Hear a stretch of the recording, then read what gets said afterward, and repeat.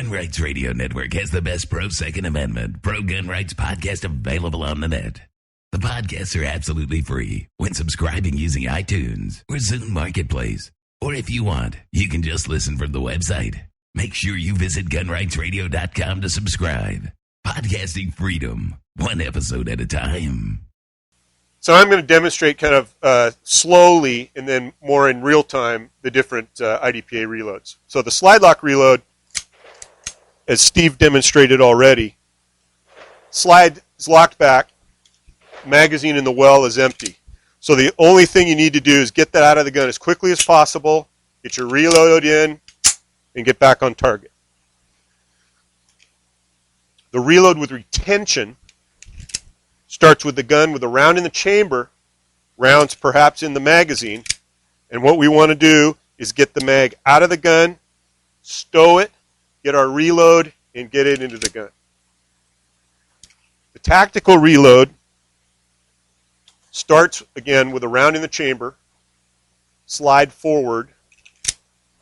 We've come down to the belt, get our reload mag, do the exchange at the gun, then stow the spent magazine, and we're off to the races.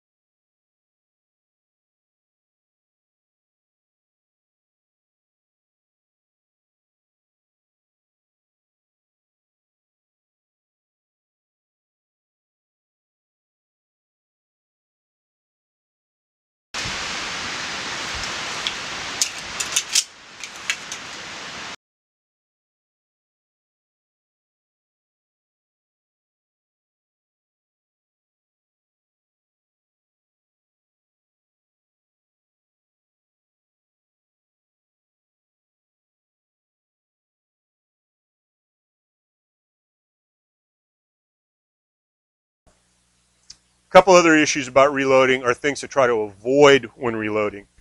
There's a tendency among shooters that as their reload progresses, the gun kind of comes down as time is passing. So if you go to your belt for your reload, it tends to kind of look like this. And then you end up doing your reload down here. You want to keep the gun up here, kind of at chin level, while you're performing that reload. And then it makes it much easier to push it straight back out to the target. The other issue is, you'll notice, as I do the reload, as I bring the gun in, it naturally tends to point this way a little bit, across my body.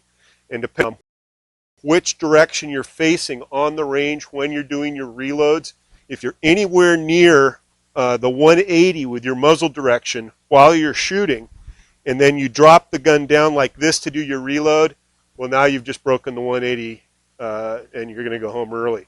So be aware of that muzzle direction. There's a couple of things that will come up during a match where you'll have to make a decision about what do you want to do. Do you want to angle the gun this way when you do the reload? Do you want to turn your body? Sometimes you'll be offered the option of moving right to left or left to right. Choose the direction that if you have to do a reload, when you bring the gun down like this, you're still pointing it downrange rather than uprange. Another consideration is keep both of your magazines. You'll often see photographs of magazines stuck into mag pouches facing in opposite directions. Keep all your mags with the bullets facing forward so that all the draws from the pouch have the bullets facing forward. When you bring it out, you've got your finger on the tip.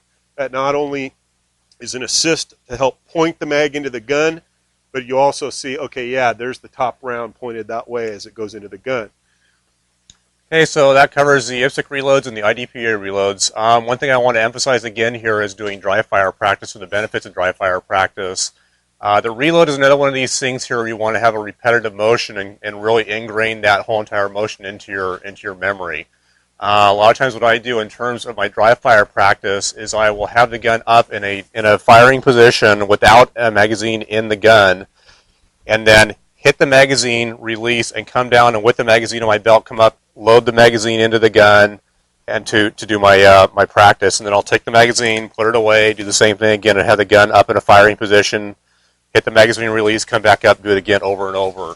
And that repetitive motion really burns that process into your memory, so that when you have to do it during under stress or whatever, your mind's already learned how to do it and does it just automatically for you. And that's one of the key things here, just relaxing and having your mind just kind of take over and do things automatically for you when you need to have it done.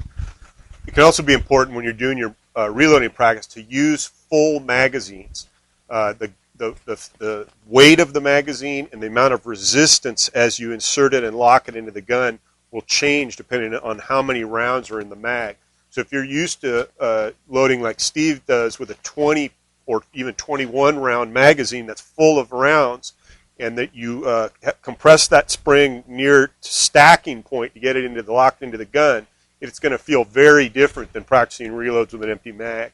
So even if you load it up with fake rounds for practice, use a fully stoked magazine to do your speed reload practice. Okay, I think that covers it. You can visit our website at powerfactorshow.com or send us an email at powerfactorshow@gmail.com. And we'll see you next time.